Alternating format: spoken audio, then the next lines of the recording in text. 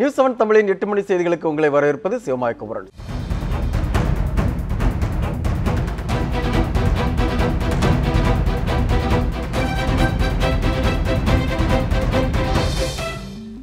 மானிய சமையல் எரிவாயு சிலிண்டர் விலை ₹5.57 உயர்த்தப்பட்டுள்ளது. மானிய சுமையை குறைக்கும் பொருட்டு மத்திய அரசு மானியமில்லா சமையல் எரிவாயு சிலிண்டரின் விலையை கடந்த மாதம் 1ஆம் தேதி ₹86 கூடுதலாக உயர்த்தியிருந்தது. மேலும் மானிய விலையில் வழங்கப்படும் சிலிண்டர் விலையில் 13 பைசா உயர்த்தியிருந்தது. இந்நிலையில் மானிய சமையல் எரிவாயு சிலிண்டரின் விலையில் கூடுதலாக ₹5.57 உயர்த்தி மத்திய அரசு அறிவிப்பு வெளியிட்டுள்ளது. இதன் மூலம் மானிய விலையில் வழங்கப்படும் சமையல் எரிவாயு சிலிண்டர் ஒன்று ₹440 விற்பனையாகும். இதேபோல் மானியம் இல்லாத சிலிண்டர் விலையில் ₹14.50 குறைத்து மத்திய அரசு அறிவித்துள்ளது.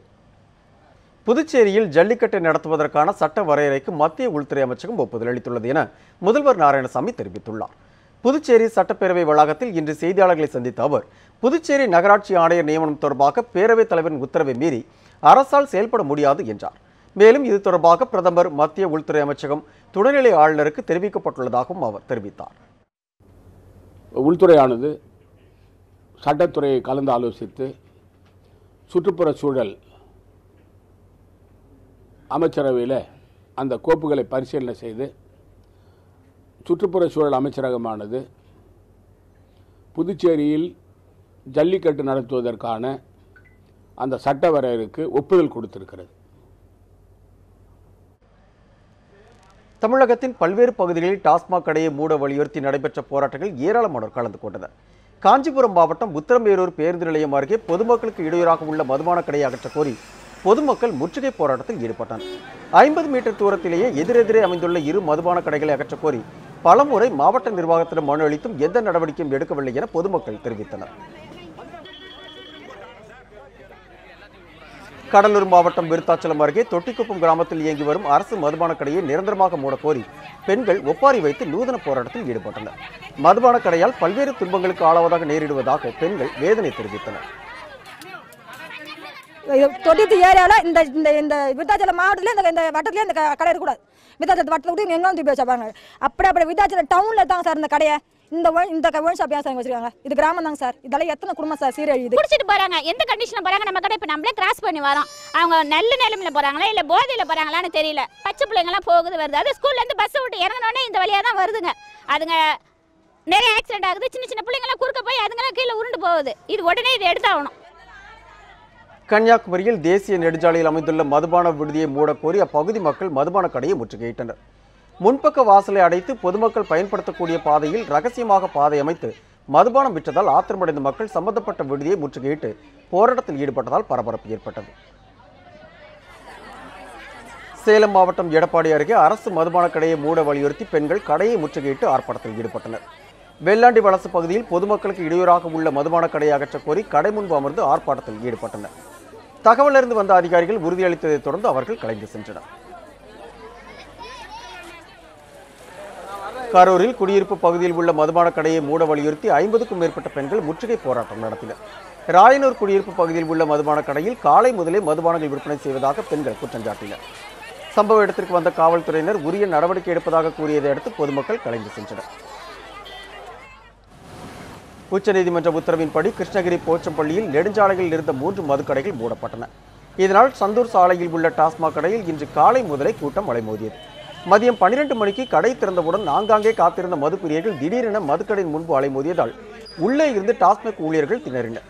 வெயில் காரணமாக சிறிது நேரத்திலேயே பீர் பாட்டில்கள் விற்று தீர்ந்து விட்டதால் பீர் பிரியர்கள் ஏமாற்றத்துடன் திரும்பி சென்றனர். ஆர்கே நகர் தொகுதி இடைத்தேர்தல் பணிகள் குறித்து திமுக செயல் தலைவர் மு க ஸ்டாலின் கட்சியினருடன் ஆலோசனையில் ஈடுபட்டார். ஆர்கே நகர் தொகுதிக்கு வரும் 12ஆம் தேதி தேர்தல் நடைபெற உள்ளது. இதனை அடுத்து அரசியல் கட்சிகள் தீவிர பிரச்சாரத்தில் ஈடுபட்டுள்ளனர். திமுக வேட்பாளரை ஆதரித்து நாளை முதல் மு க ஸ்டாலின் பிரச்சாரத்தில் ஈடுபட உள்ளதாக கூறப்படுகிறது. இதனை அடுத்து ஆர்கே நகர் திமுக தேர்தல் பணிமனையில் கட்சியினரோடு சட்ட ரீதியாக மேற்கொள்ள வேண்டிய நடவடிக்கைகள் குறித்து ஸ்டாலின் இன்று ஆலோசனை மேற்கொண்டார். சமத்துவ மக்கள் கழக தலைவர் எர்ணாவூர் நாராயணன் உள்ளிட்ட ஏராளமானோர் இதில் கலந்து கொண்டனர்.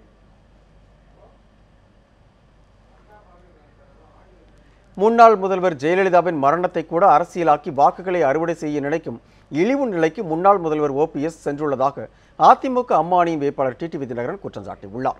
ஆர்கே நகரில் பிரச்சாரத்தில் ஈடுபடும் போது செய்தியாளர்களிடம் பேசிய அவர் இதனை தெரிவித்தார். தெய்வம் அம்மா அவர்களின் மரணத்தை கூட அரசியலாக்கி வாக்குகளை பெற வேண்டும் என்று திருவாளர் பன்னீர்செல்வம் அத்தகைய ஈவு நிலைக்கு போய் இந்த தேர்தலிலே எங்களது பிரச்சாரமே அம்மா அவர்களின் மரணத்தின் மரணத்தை அவிழ்க்க வேண்டும் என்று அவர் பிரச்சாரம் செய்கிறார். அம்மா அவர்கள் செப்டம்பர் 22 அப்பல்லோ மருத்துவமனையிலே இருந்தார்கள்.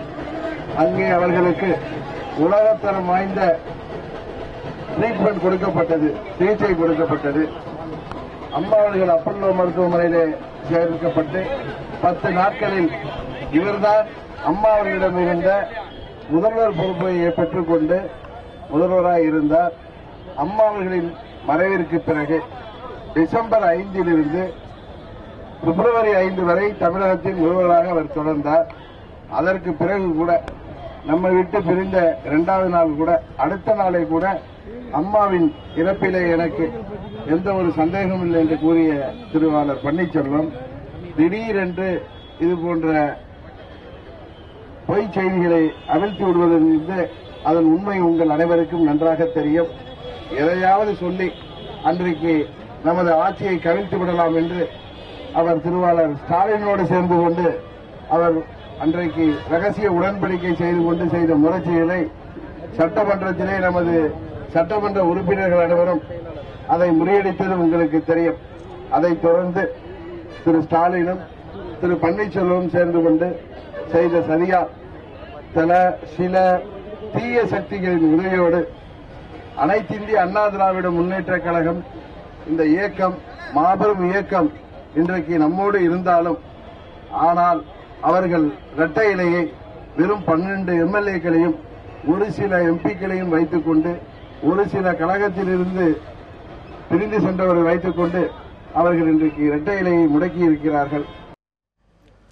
ஆர்கே நகரில் அதிமுக புரட்சி தலைவி அம்மாணி வேட்பாளர் மதுசூதனனை ஆதரித்து சேலம் தம்மம்பட்டியிலிருந்து ஜல்லிக்கட்டு ஆர்வலர்கள் காளையுடன் வந்து தீவிர வாக்கு சேகரிப்பில் ஈடுபட்டனர். ஆர்கே நகரில் அதிமுக புரட்சி தலைவி அம்மாணி வேட்பாளர் மதுசூதனன் இன்று 40வது வட்டத்தில் பிரச்சாரம் மேற்கொண்டார். அவருக்கு ஆதரவாக ஜல்லிக்கட்டு ஆர்வலர்கள் காளைகளுடன் பிரச்சாரம் செய்தனர். ஏஇ கோயில் தெரு, அம்மணி அம்மா தோட்டம், பாபுசி நகர், கார்ப்பரேஷன் காலனி, டிஎச் ரோடு உள்ளிட்ட பகுதிகளில் வாக்காளர்களை நேரில் சந்தித்து இரட்டை விளக்கு மின்கம்பம் சின்னத்திற்கு வாக்கு சேகரித்தனர். இதேபோல் அதிமுக அம்மா அமைப்பைச் சேர்ந்த டிடிவி தினகரனை ஆதரித்து பூண்டி தங்கம்மாள் தெருவில் உணவுத்துறை அமைச்சர் காமராஜ் திண்ணை பிரச்சாரம் மேற்கொண்டார். தொப்பி சின்னத்தில் போட்டியிடும் டிடிவி தினகரனுக்கு வாக்கு சேகரித்த அவர் வாக்காளர்களை சந்தித்து ஆதரவு திரட்டினார். சேலம் அருகே 8 ஆண்டுகளுக்கு பின்னர் இன்று நடைபெற்ற ஜல்லிக்கட்டு போட்டியில் 500க்கும் மேற்பட்ட காளைகள் பங்கேற்று வாடிவாசலிலிருந்து சீறி பாய்ந்து வந்தன. சேலம் மாவட்டம் தம்மம்பட்டி அருகே உள்ள உளிபரத்தில் ஆண்டுதோறும் ஜல்லிக்கட்டு போட்டி நடைபெறுவது வழக்கம். தமிழக அரசின் அவசர சட்டத்தால் கடந்த ஜனவரி மாதம் ஜல்லிக்கட்டுக்கான தடை நீங்கிய நிலையில் 8 ஆண்டுகளுக்கு பின்னர் உளிபுரத்தில் இன்று ஜல்லிக்கட்டு போட்டி நடைபெற்றது. முதலில் வாடிவாசலிலிருந்து கோவில் காளைகள் அவிழ்த்து விடப்பட்டன. அதனைத் தொடர்ந்து வாடிவாசலிலிருந்து ஒவ்வொரு காளையாக சீறி பாய்ந்து வந்தன. உள்ளூர் காளைகள் மட்டுமின்றி திருச்சி, நாமக்கல், விழுப்புரம் உள்ளிட்ட பல்வேறு பகுதிகளிலிருந்து வந்த 500க்கும் மேற்பட்ட காளைகள் இந்த ஜல்லிக்கட்டு போட்டியில் பங்கேற்றன. 300க்கும் மேற்பட்ட மாடுபிடி வீரர்கள் இந்த போட்டியில் கலந்து கொண்டு சீறி பாய்ந்து வந்த காளைகளை அடக்கினர். அவர்களுக்கு பல்வேறு விதமான பரிசுகள் வழங்கப்பட்டன. ஜல்லிக்கட்டு போட்டியின் போது மாடுபிடி வீரர்கள் உட்பட 50க்கும் மேற்பட்டோர் படுகாயமடைந்தனர்.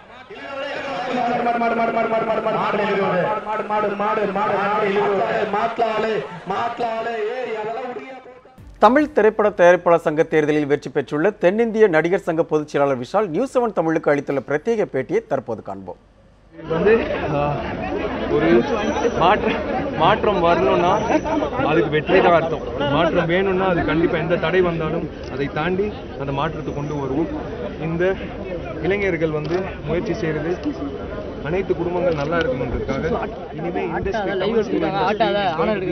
இந்த best phase for the next 2 years. Okay, அடுத்து உங்களுக்கு வந்து வெற்றி கிடைச்சிட்டே இருக்கு. இந்த அளவுக்கு பாத்தீங்க கோல்டன் இயரா இருக்கும் அப்படினு சொல்லிருக்கீங்க. சோ அதுக்கு என்ன மாதிரி அதாமா it is time to move forward.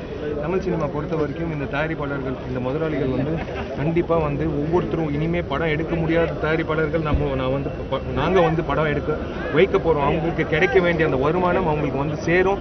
இனிமே எவனும் இடையில பூந்து ஆட்டையை போட முடியாது. அது பைரசி ஆகட்டும், கேபிள் டிவி ஆகட்டும், யாரா இருந்தாலும் சரி.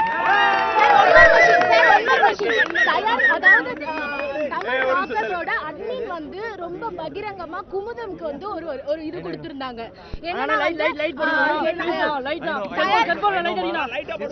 Give me 2 days time. இது வந்து முடிவு எடுக்க முடியாது.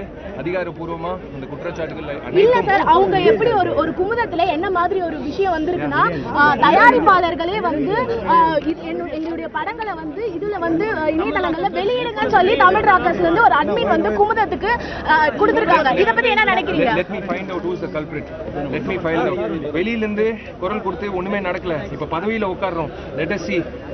நான் அந்த பேரை சொல்ல விருப்பப்படல. ஆனா பைரசி சார்ந்த அத்தனை பேருக்கும் I am sorry, the battle is open. We are not going to let anyone eat our money from now onwards.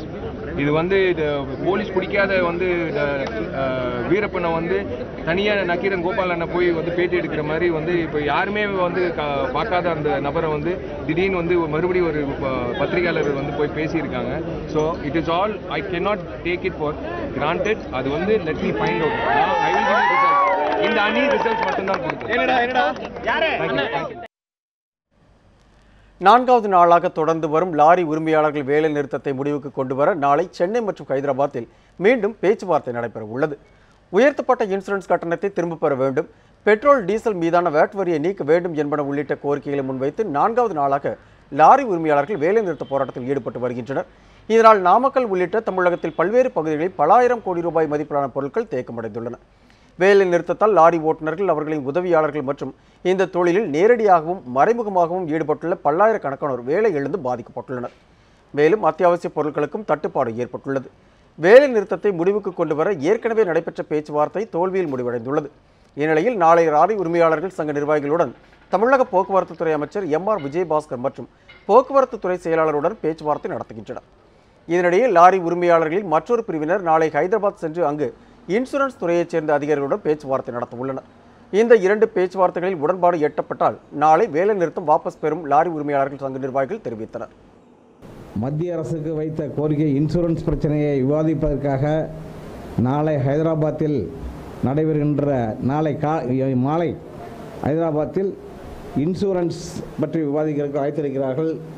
இந்த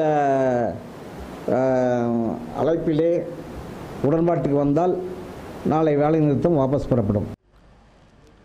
விவசாயிகள் கோரிக்கைகள் தொடர்பாக முதலமைச்சர் எடப்பாடி பழனிசாமி உடனடியாக டெல்லி வந்து பிரதமர் மோடியிடம் பேச்சுவார்த்தை நடத்த வேண்டும் என அங்கு போராட்டம் நடத்தி வரும் தமிழக விவசாயிகள் கோரிக்கை விடுத்துள்ளனர்.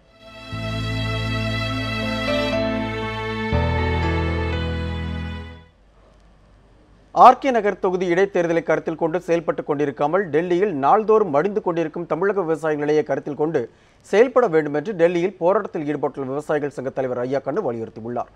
இன்று பாதி மொட்டை அடிக்கும் போராட்டத்தில் ஈடுபட்ட விவசாயிகள் வறட்சி நிவாரணமாக தமிழக அரசு 21,708 கோடி ரூபாய் கேட்டிருந்த நிலையில் மத்திய அரசு 1,700 கோடி ரூபாய் மட்டுமே அளித்துள்ளதற்கு கண்டனம் தெரிவித்தனர். மத்திய அரசு தங்களின் கோரிக்கைகளை ஏற்கும் வரை போராட்டம் தொடரும் என்றும் அவர்கள் குறிப்பிட்டனர். கொஞ்சோண்டு நாங்கள் கேட்ட நிதி 21,708 கோடி வறட்சி நிவாரணத்துக்காக கொடுத்துருக்கிறது 1,700 கோடி.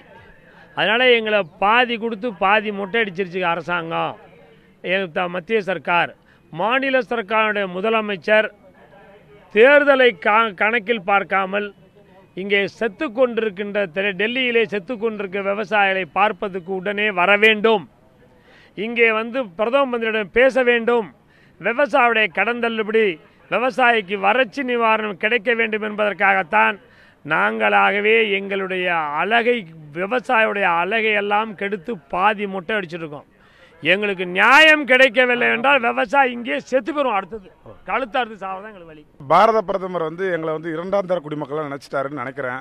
அவர் என்னைக்கு கூப்பிட்டு கோரிக்கையை நிறைவேற்றுவாரோ அன்னைக்கு வர உயிர் உள்ள வர கடைசி சொட்டு ரத்தம் இருக்கிற வர உயிர் உள்ள வர இருக்கிற கடைசி தமிழன் விவசாயின்ற உணர்வு இருக்கிற மக்கள் இருக்கிற வர நாங்கள் இருந்தா எங்க பின்னாடி இருக்கிற விவசாயிங்க வந்து போராடுவாங்க.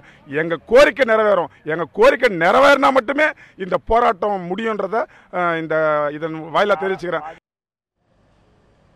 டெல்லியில் போராடும் விவசாயிகளுக்கு ஆதரவாக நடிகர் சங்கம் சார்பாக நிச்சயம் போராட்டம் நடத்தப்படும் என நடிகர் கார்த்தி தெரிவித்துள்ளார்.